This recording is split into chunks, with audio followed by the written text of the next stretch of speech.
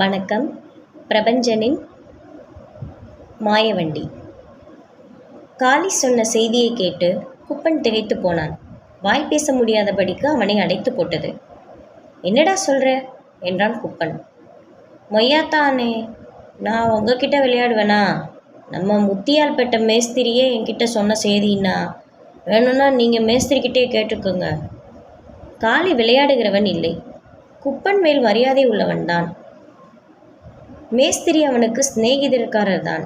அவன் சொன்னது தப்பான தகவலாக இருக்க முடியாது. எனினும் அதை குப்பனால் நம்பத்தான் முடியவில்லை.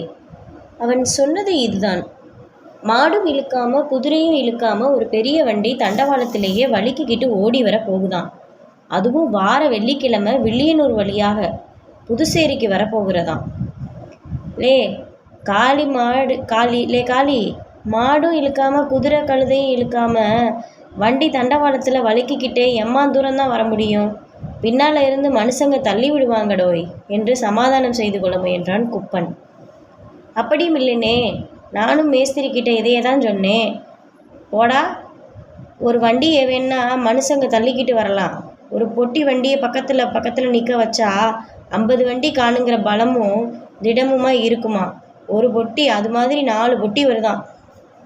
அந்த 4 பொட்டியையும் இழுத்துக்கிட்டு அச்சு அசல் இரும்பால் பண்ணின ரதம் மாதிரி ஒன்று வருமா. அது பேர் ரயில் ரதம்ங்கிறாங்க. என்னமோ சுச்சுமத்தை வச்சு வண்டியை ஓட பண்ணுறாங்க இந்த வெள்ளைக்கார பசங்க. பாருங்கண்ணே, என்ன திருகூஸ் வித்தையெல்லாம் பண்ணுறாங்க இந்த வெள்ளைத்தோல் பசங்க.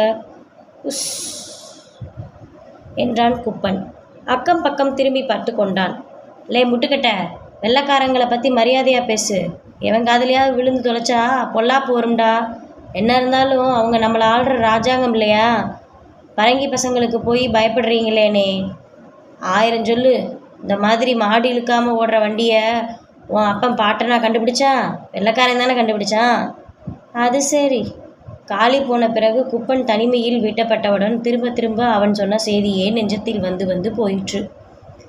நிஜத்தில் இது நடக்குமா என்கிற சந்தேகம் மண்டையை குடைந்து தாங்க மாட்டாமல் துண்டை உதறி தோளில் போட்டுக்கிட்டு மேஸ்திரியை பார்க்க கிளம்புனா குப்பன். தண்டவாளம் போடுகிற இடத்துல கோந்த்ராக்ட் பண்ணி கொண்டிருந்தார் மேஸ்திரி. தண்டவாளம் போடும் வேலை 6 மாதமாக நடந்துக்கிட்டு இருக்கு. முதல்ல பாதையை சீராக்கினாங்க. குண்டும் குழியுமாக இருந்த தரையை ஒழுங்கு செஞ்சாங்க. தண்டவாளம் வயல்வெளிகளில் குறுக்கிட்டது. தகராறு செய்த நில சொந்தக்காரர்களை வெள்ளைக்கார அதிகாரிகளே நேரில் வந்து அடக்குனாங்க. பொது நலத்துக்கான காரியம் ஆனபடியால் ஜனங்க ஒத்துழைக்க வேணும்னு கேட்டுக்கொண்டதன் பேரில் பலரும் ஒத்துக்கிட்டாங்க. வானரப்பேட்டையாண்ட இருந்த நில உரிமை செட்டியார் தகராறு பண்ணியதால் வேலை ஸ்தம்பிச்சது. வட்டார இன்ஸ்பெக்டராக இருந்த சீமோன் துறை செட்டியாரை மன்றாடி பார்த்தாரு. மசியவில்லை செட்டியார். அதனால் நன்கு முற்றி விளைந்த வயலில் பட்டியில் இருந்த மாடுகளை விரட்டி மேய விட்டுட்டாரு.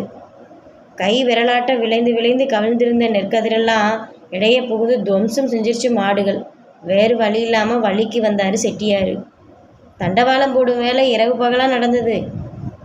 மனிதர்களோட குரலும் சம்மட்டி அடித்த சப்தமும் ஆளரமற்ற அந்த பகுதியில் பகலும் இரவுமாக கேட்டுக்கிட்டு இருந்துச்சு. தொழிலாளர்களுக்கு என்று சாப்பாட்டு கடை உருவாச்சு. அவங்க தங்குவதற்கு குடிசை, தோப்பு துறவு ஓரங்கட்டப்பட்டு சின்னதாக ஊர்கள் உருவாக தொடங்குச்சு.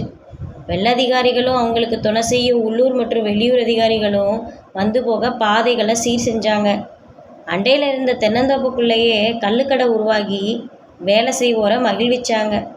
பெண்களுக்கும் சிறுவர்களுக்கும் வயதானவங்களுக்கும் அந்த வட்டாரம் ஆச்சரியமான பிரதேசமாக ஆயிடுச்சு. என்ன தகிடுதத்தான் பண்ணுறாங்களா சாமி என்று அவர்கள் ஆச்சரியத்தால் பகல் நேரமெல்லாம் குழுமி தண்டவாள வேலையை வேடிக்கை பார்த்தபடி நின்றாங்க. சில பெண்கள் தங்கள் ஐயங்களை கேட்டாங்க. ஐயா, இது என்னத்துக்கு இந்த தண்டவாளம்? வண்டி வழுக்கிக்கிட்டு ஓடத்தான் என்று பணியில் இருந்தவர்கள் பதில் சொன்னார்கள். இரும்பு துண்டு மேலே வண்டி ஓடுமாங்காட்டியும் ஓடுறதை பார்க்கத்தானே போகிறீங்க. மாடு வலிக்கு விழாதாங்காட்டியும் மாடு எங்கள் பிள்ளை வந்துச்சு இந்த சூட்சுமத்தில் ஓடுற வண்டின்னா பதிலை வாங்கி கொண்ட பெண் தனக்குள் யோசித்தபடி இருந்தாள்.